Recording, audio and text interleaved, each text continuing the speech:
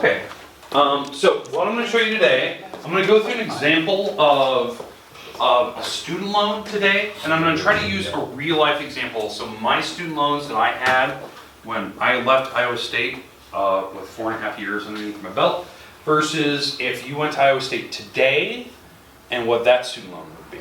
And it's the same formula as that, it's that compound interest formula for a mortgage. It's the same thing, so compound interest.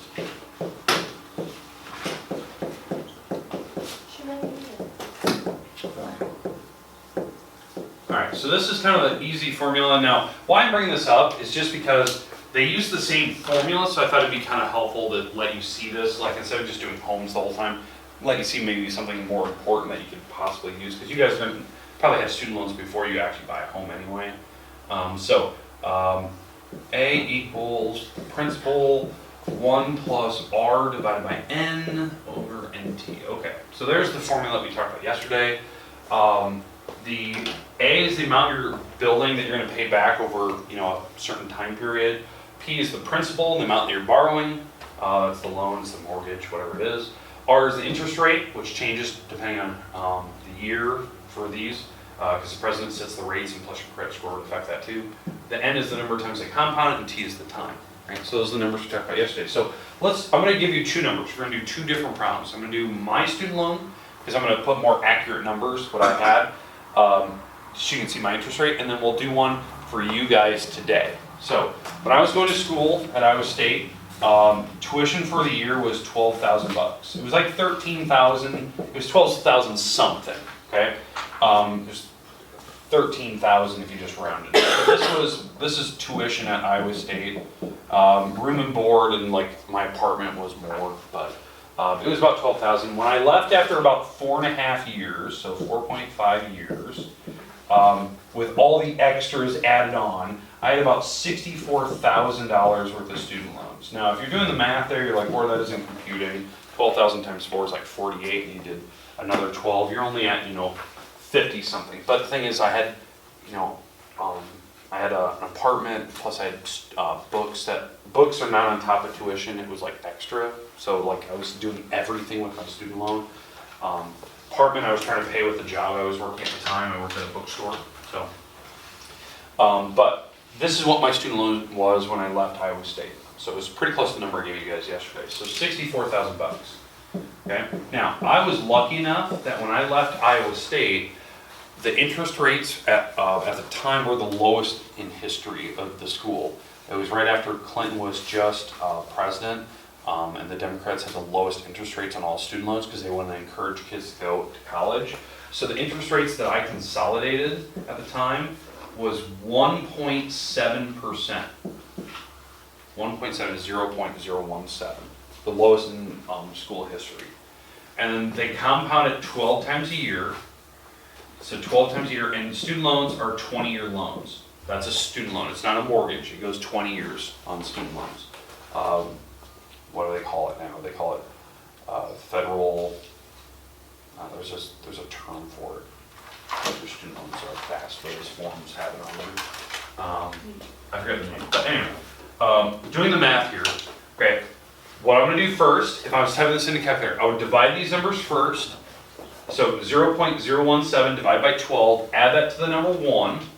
So this is going to be 1 point something. Now I'm going to just divide these numbers right off the bat. So if you have a calculator, I'm going to go grab one, but 0.017, I'm going to divide by 12. This number, so that number, that's my interest rate. Again, interest rate was 1.7% interest. This ends up being 0.014166666. Question. Where'd the 20 come from? That's next to the 12? That's the number of years. Student loans go in 20 years, not 30 for mortgages. Mortgages, you can go up to 30 years in this area, but student loans by default are 20-year loans. So you have to pay it back over a 20-year period. Okay. It's default, like you don't even have an option for that number. Yeah, that's a good question. So 20 year. I thought it was the 4.5 years that goes in the place. No. So this is, I was trying to give you an idea like where my number came from. It was 4.5 years at Iowa State. No. Okay. So, no, sorry. I'm getting you all confused. 1.7%, it's a 20-year loan. How about that? Does that help you out a little bit more? Yeah. Okay, sorry. I didn't know that's what I wrote. All right, so 20-year loan, 1.7% interest. I divided that number. Now, in the power, 12 times 20 is 240. That's 12 times 20. You have to multiply those together. And then we have the 64,000 out front. Okay, so now what you do, if you have a calculator like mine, you're going to put the 1.001416666 across the screen. You're going to put this to the 240th power. To type that in, type in 1.001416666, just type in a bunch of sixes. And then hit the little caret key. The caret key's right here, so it's a little arrow key right next to 7. And you're going to type in 240. Hit enter, and that will give you your number. So if I type that in, I'm going to type in 240. This number turns out to be 1.404609. Okay, so you get the idea what that number turned out to be. And now I'm going to put the 64,000 out front. Right, because this number I just did was this number with that power on it. Because you have to do exponents first, then you can multiply and divide second. So now if I took this times 64,000, my student loan over a 20-year period is $89,000. This ends up being $89,895 and 1 penny over a 20-year period. I think that's, that's a lot more. It's 90,000. If you think about that, it's like 30,000 more, 25,000 more on top. But you're like, yeah, it's not too bad over 20 years. You're paying that back, but I'm paying a lot of money in student loans back. You divide that, if you took that number, and I divide by 20 years, and I divide by 12, I'm paying about $374 back. And the thing is, I'm paying more. I'm trying to pay it off earlier than that. I think I have only like 1 or 2 years left. I'm paying quite a bit more just to make sure I pay it off. That's a lot of money then. At the time when I was working at Ventura, that was half my paycheck at the time. Like paying like the extra money on top of my student loan, I was paying half my paycheck to a student loan. That's insane. Now do you agree that's 64,000? That's a lot in student loans, but do you agree like 90,000? That's significantly more money, right? You're paying extra money back. So it's not free education, right? I'm paying extra money back to the bank for loaning me that money. It's not a big number, but here's the thing. That was 1.7%. Okay, that number has significantly changed since I graduated. Right now, the numbers did change over the year when I was in school, but I could lock it in at the very end of when I graduated. You can consolidate it all down to one bank. Consolidation take all of your loans, put it into one bank, and you just pay the one bank the check. So you don't have to figure out where all these checks need to go throughout the month. Because when you borrow money, you can get them from different banks each year. Okay, they go to school. But here's the thing: you're going to Iowa State now, right? Let's say you choose Iowa State. Tuition's significantly more. Tuition at Iowa State right now, in-state tuition, is $26,000 a year now, not 12. It's more than doubled since I've left school. Okay, so that means let's say you went 4.5 years like I did, and let's say you didn't take any money to pay for books and housing, and you just went straight 26,000. That's the tuition only. 26,000 times 4.5 years. Your loan at Iowa State is $117,000 after 4.5 years, with no extra books, no extra, room and board, that type of thing. Do you agree that's a lot of money? That's a culture shock, right? When you see that, it's literally double my number. Right? It's almost double compared to what I paid. Here's the real kicker. Okay, so you're getting a $117,000 student loan. Your interest rate is not 1.7 anymore. It's still a 20-year loan. You can't change that. It's a 20-year loan. Your interest rate's 9% now. Oh my gosh. 9% interest rate in colleges. 9. Now I can understand why some people are like, well, I don't want to go to college. That's a lot of money. I can understand where you're coming from right now. Because at 9%, you're about to see the craziest number you've ever seen in your whole life. For the same education that I received just 15 years later. Okay? So, 117,000. Plug in my numbers. 1 plus, now your interest rate is 9%, so 0.09. 12 months a year, 12 months a year for 20 years. Still the same formula, 20 years. The only thing that changed for you is the number out front and the interest rate number.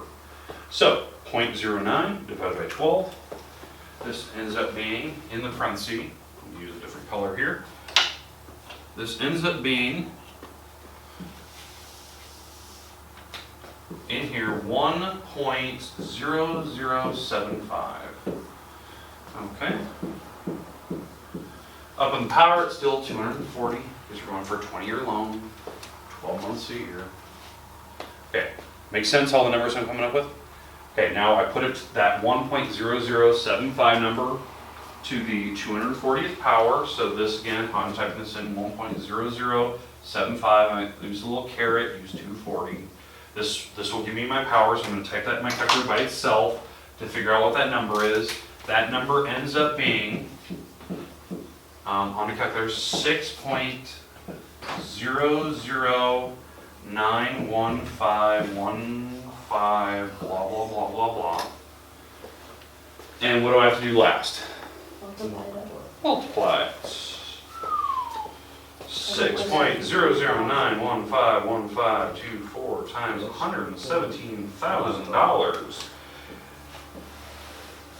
I wish I That's not worth There's Iowa State over 20 years.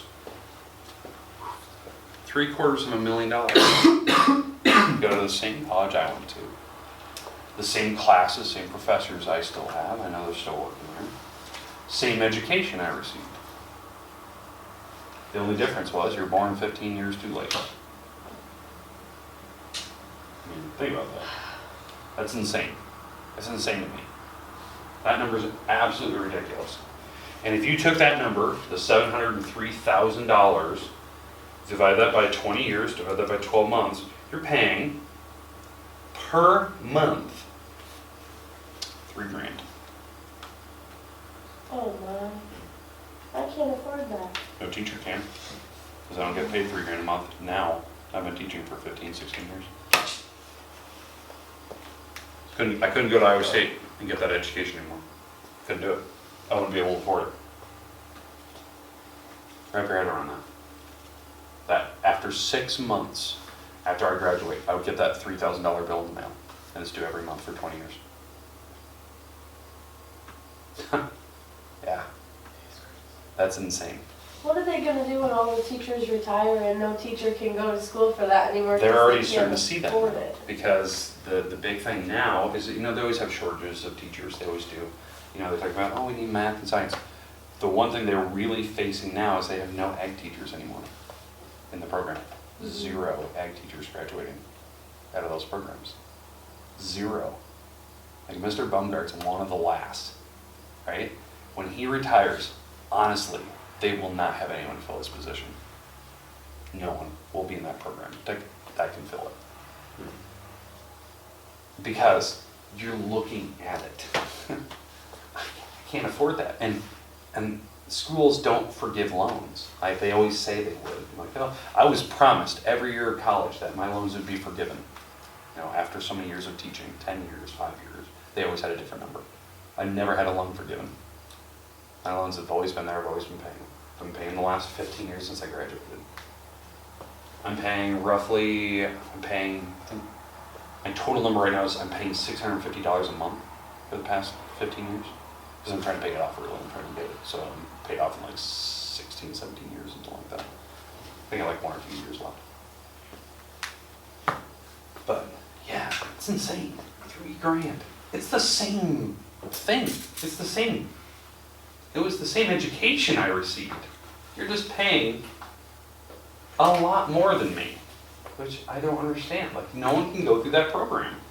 And then they want to know why, why is the education department failing? right? Why are their kids not going into math and sciences and going into teaching? Because they can't afford it if you've done the math in front of you.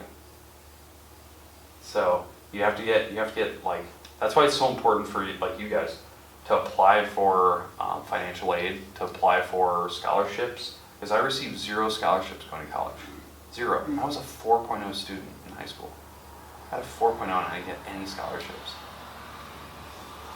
Didn't offer them back then. Just wasn't there. So, yeah, isn't that stupid? Dumb. But yeah, I thought you'd better see that. That's my last one today. That's all I want to talk about.